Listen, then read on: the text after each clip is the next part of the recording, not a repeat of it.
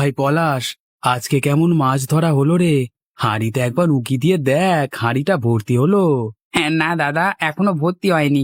আরো মাছ ধরতে হবে আমাদের। এই তো, এবারে অনেকগুলি মাছ উঠেছে। এবার মনে হয় ভর্তি হয়ে যাবে হাঁড়িটা। হ্যাঁ, এবারে বেশ বড় বড় মাছ উঠেছে। হাঁড়িটা ভর্তি হয়ে যাবে। পলাশ, নে নে, নৌকাটা ঘোরা, তীরে যেতে হবে। আবার মাছগুলোকে হোটেলওয়ালাকে বিক্রি করতে হবে। অনেক কাজ, চল চল। হ্যাঁ, ভোর রাত থেকে এত কষ্ট করে এক হাঁড়ি মাছ ধরি প্রত্যেক দিন, কিন্তু পাই মোটে 200 টাকা। এটা করে কি আর চলে দাদা? জানি রে ভাই, এ টাকায় চলে না, কিন্তু কিছু কি করবার আছে বল। আজকে একবার গোপালবাবুকে বলে দেখবো, যদি কিছু টাকা বেশি দেয়। এখন তাড়াতাড়ি চল। গোপাল বাবু যে ধরনের ব্যক্তি, তিনি টাকা বেশি দেবেন এটা আশা করা যায় না। তবুও বলে দেখা যাক। আশায় বাঁচে চাষা, প্রবাদটা এমনি এমনি হয়নি। খেয়ে যান, খেয়ে যান, আমাদের হোটেলের সুস্বাদু খাবার খেয়ে যান। খাবেন একবার, মনে করবেন 10 বার। বাজা, সকলকে দেখবি কে কি চাইছে, একটু ঠিকঠাক করে দিবি। আর আমাদের হোটেলের খাবারের কথা ভালো করে প্রচার কর। জি মালিক, ভালোভাবেই কাজ করছি।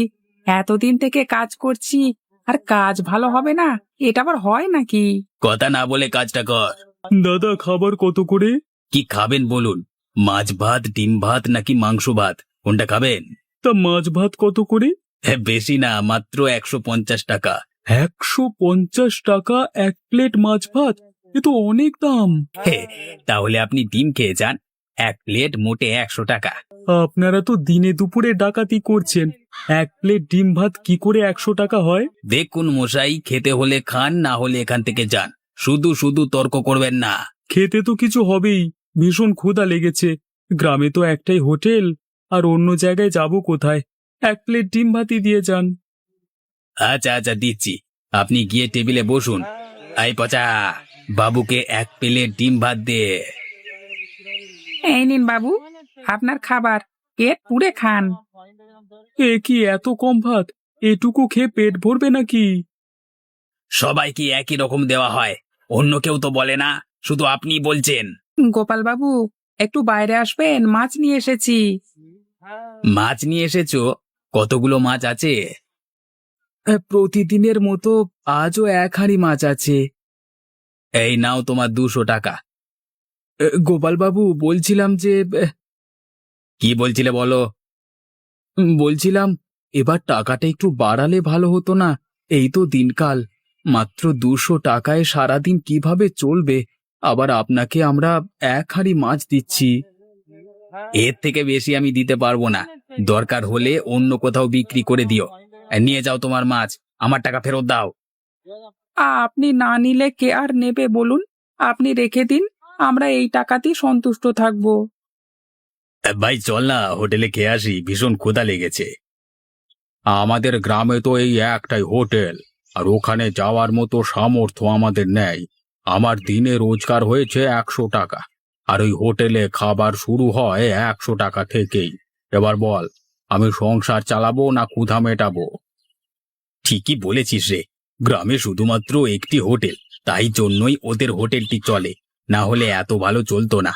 মানুষজনের ক্ষুধা লাগলে কি করবে? চড়া দাম দিয়েই খাবার কিনতে হবে। আমাদের গ্রামে আরো একটি হোটেলের প্রয়োজন আছে, যেখানে একটু কম দামে খাবার বিক্রি হবে, তাহলে সাধারণ মানুষের খুবই উপকার হয়। কি ভায়া, আজকে কেমন রোজগার হলো? কি আর বলবো ভাই, দিনে রোজগার হয়েছে 100 টাকা। প্রচন্ড ক্ষুধাও লেগেছে, কিন্তু ওই হোটেলে খেতে গেলেই সব টাকা শেষ হয়ে যাবে। এবার সংসার চালাবো কি করে? আমাদের গ্রামের এটা একটা বড় সমস্যা দাদা। হোটেলটিতে সাধারণ মানুষ খেতে যেতেই পারে না। কিছু করবার নেই তো, তাই জন্যই তো ক্ষুধা পেটে বসে আছি। যদি আরো কোনো যাত্রী হয় তাহলে দুটো খেতে পারবো। দেখো তোমার আরো কিছু যাত্রী হয় কিনা। চল রে পলাশ, বাড়ি যাই, অনেক দেরি হয়ে গেল। এই নাও তোমার গরম গরম চা। তুমি টেবিলে রেখে দাও, আমি খেয়ে নেব। কি হয়েছে? তোমায় এত চিন্তিত দেখাচ্ছে কেন? আমি ভাবছিলাম আমাদের গ্রামের হোটেলটিকে নিয়ে।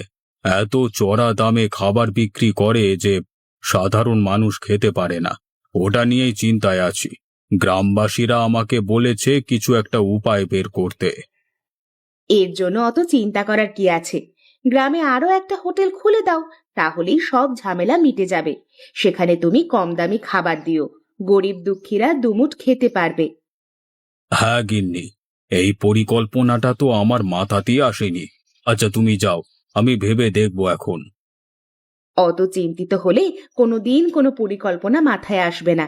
সব সময় মাথা ঠান্ডা করে ভাবতে হয়, তাহলেই দেখবে ঠিক একটা সমাধান বেরিয়ে যাবে। হ্যাঁ বৌদি, তোমার হাতের রান্নার তুলনা হয় না। তোমাকে তো খাবার রান্না করবার জন্য পুরস্কার দেওয়া উচিত। আমি অত ভালো রান্না করতে পারি না পলাশ। কাজকর্মের কথা আর বলো না, যা হচ্ছে আমরাই জানি। কেন কেন এরকম ভাবে বলছো কেন? ভোর রাত থেকে এত খেটে আমরা এক হাঁড়ি মাছ ধরি, কিন্তু তার বিনিময়ে আমরা মাত্র 200 টাকা পাই। বাজারের বড় হোটেলটিতে আমরা মাছ বিক্রি করি, এত কম টাকা দেয়, আর ওরা কত চড়া দামে খাবার বিক্রি করে।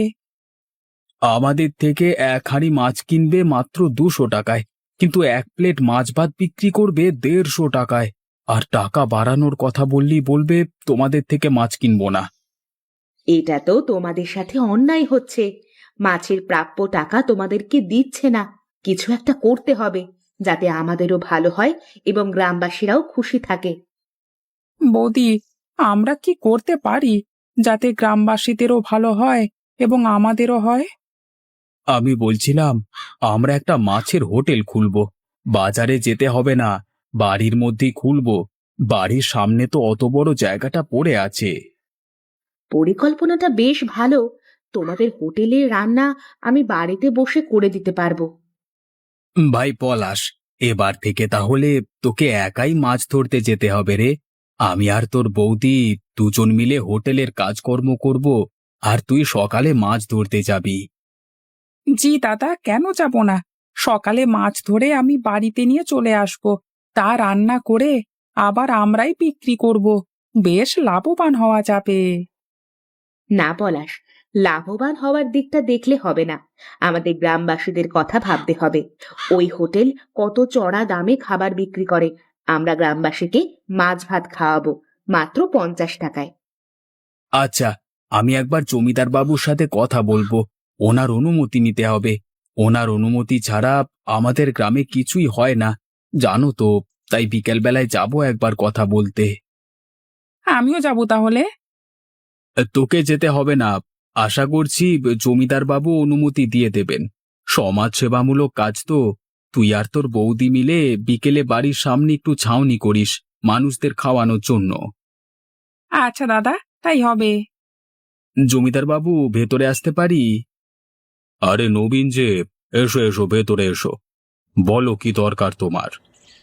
জমিদার বাবু, আমাদের গ্রামে তো একটিমাত্র খাবারের হোটেল আছে, আর সেখানেও অনেক চড়া দামে খাবার বিক্রি হয়।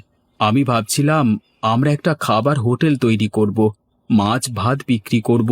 আপনি যদি অনুমতি দেন তাহলে।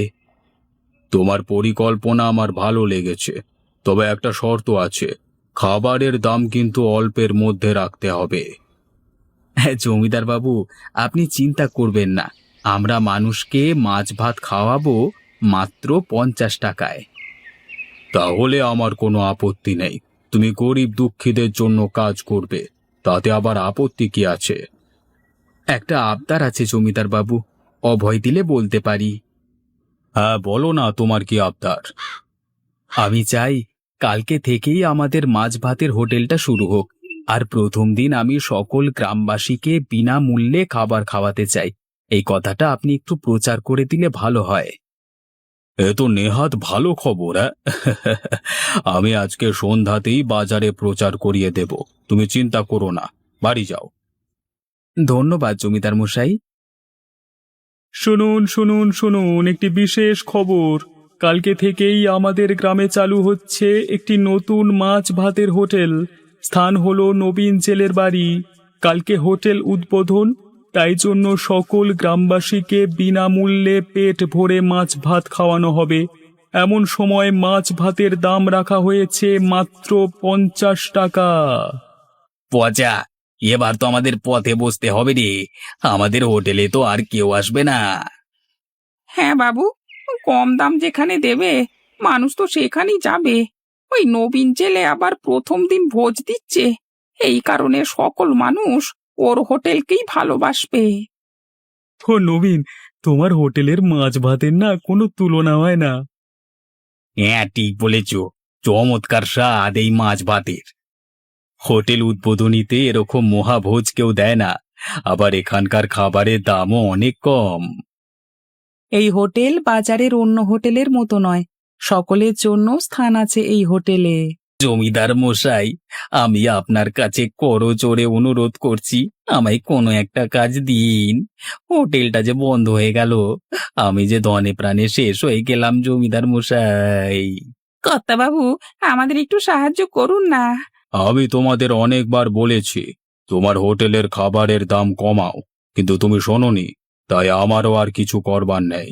আমাদের দিক থেকে মুখ ফিরিয়ে নেবেন না জমিদার মশাই, আমাদের ভুল হয়েছে। তোমরা যদি চাও তাহলে এই হোটেলের কর্মচারী হিসেবে কাজ করতে পারো, এর থেকে বেশি আমি কিছু করব না তোমাদের জন্য। আচ্ছা বাবু, আপনি যেমন আদেশ করবেন সেরকমই হবে। আমিও আজ থেকে সমাজ সেবামূলক কাজ করব। তাহলে তোমরা দুজন সকলের জন্য খাবার পরিবেশন করো। এই নাও, ভাত নিয়ে যাও। কত বছর পর দেখছি আজকে গ্রামের গরিব দুঃখীরা সকলে আনন্দে ভোজন করছে। সে চেষে ভোজন নয়, জেলের বাড়ির মহাভোজ।